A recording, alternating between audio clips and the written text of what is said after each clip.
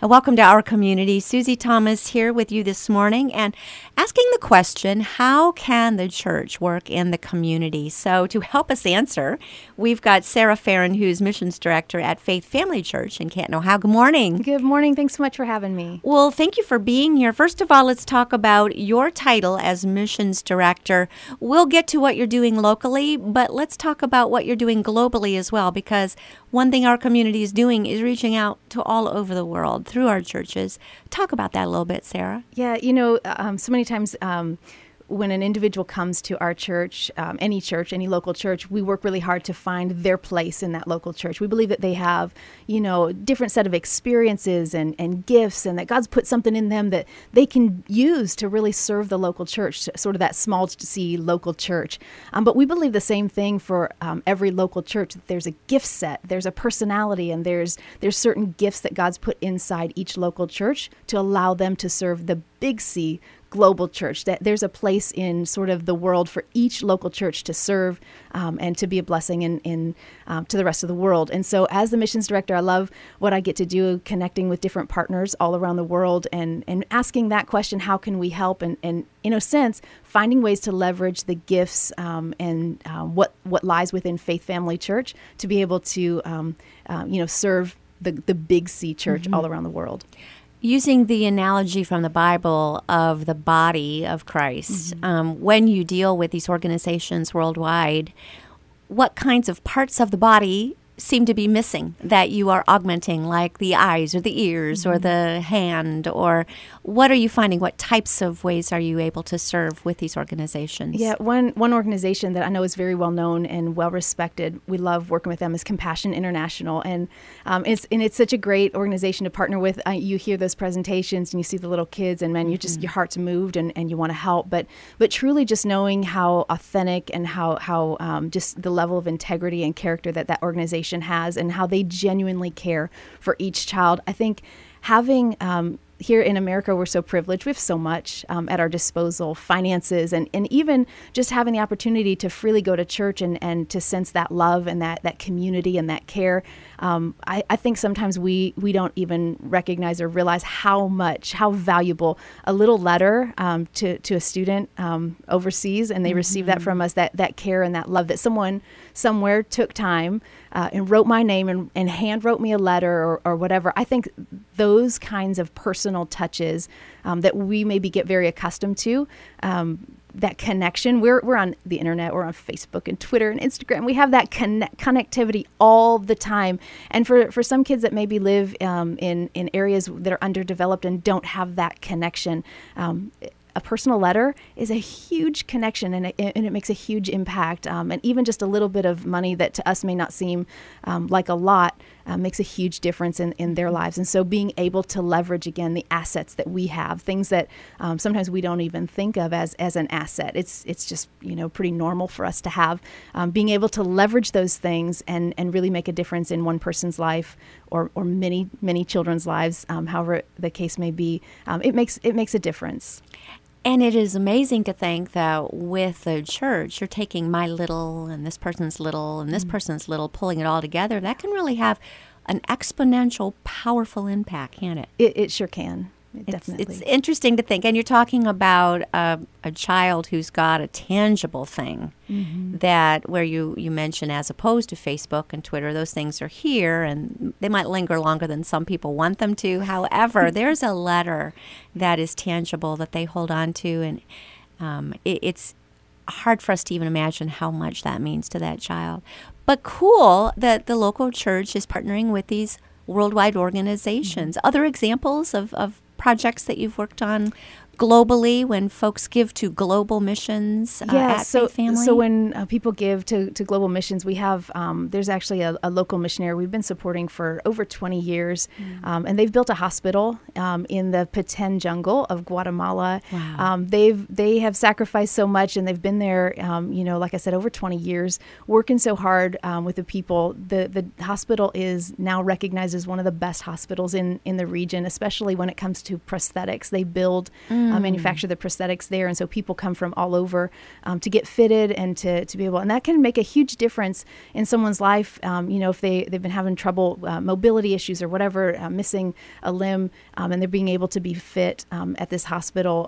And with the financial situation, letting that sort of be scaled to what the patient is able to pay is such an incredible opportunity. And what I love about that hospital, I've been there and participated in some of their outreaches, but every patient that comes through those doors not only receives really great medical care, but they have the opportunity to receive prayer and to hear about Jesus. And so it's whole person care. It's not just treating maybe an infection or the sickness, but it's really, treating that with the highest level of care, but then also talking to them about maybe the condition of their heart and making sure that there's peace and that there's that level of comfort and that they get to sense that genuine love there. We're speaking with Sarah Farren. She's missions director at Faith Family Church in Canton. What are people's reaction when they hear from you? You say your job is to call and say, how can we help? Are they suspicious?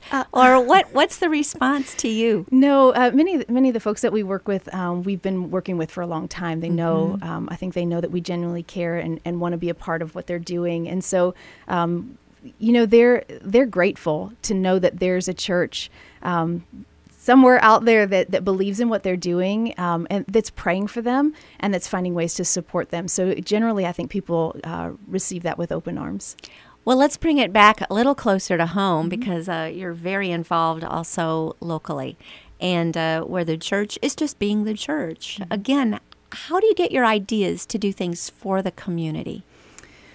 I think that what's most important is not to come up with a plan of what we want to do, but rather engage first with the people who are doing some things in the community, making a real difference. And for me, a lot of the things that we've ended up doing have just come out of genuine conversations. And as we sort of let those ideas sort of roll around in our heart and say, God, what can we do? How can we do this? How can we be a part of it? It really just comes from those genuine relationships and conversations. It's really find a need and fill it. That's what I hear you saying. Yes. And you've done some impressive things. Some things that I think folks might be surprised to hear is that the church found out that policemen needed updated or new bulletproof vests and provided them. Help me remember, was it for the entire police department or they provided all the vests that the police needed? Yeah. And then another one I thought was so cool. They found out about a city park or something that needed updated playground equipment and just went in and just said, we just want to serve these children and provided playground equipment. Yeah, there's those kinds of things speak so much to, I think, the level of generosity, not only with our leadership at Faith Family, but all throughout those who attend. It's that's just something that when you go to Faith Family, you'll find that it's a generous people. They want to give and they want to serve. Well, let's take it from there. You've got a couple, you were speaking with Canton City Schools and came up with a really cool idea. Tell us a little bit about that. Yeah, literally just sitting down with a friend of mine from Canton City Schools. She's Kelly Perry, the homeless liaison there. She serves the entire district. We were having lunch one day and just talking about what are some of the needs in the district and what are some of the things you have coming up. And where, in my heart, I was trying to just find out where's Faith Family fit in that? You know, how can we, is there something we can do that makes sense, that we can leverage some of the things that we already have and serve in that way? And one of the things Kelly shared with me is that she just had a dream in her heart for something called the Hope Chest, that it would just be a resource on site for the entire district to serve students that maybe needed help with clothing, hygiene products, school supplies, and those kinds of basic needs. She said, you know, they're available in the community, but sometimes it takes a little legwork and sometimes too much time to be able to get those when a student shows up and is not dressed appropriately, or it doesn't, you know, maybe it's wintertime and they're wearing flip-flops. We need to be able to fix that pretty quickly. And so that was a dream that was in her heart. Well, one of the things I think that came into play was that Canton City Schools came up with a dress code.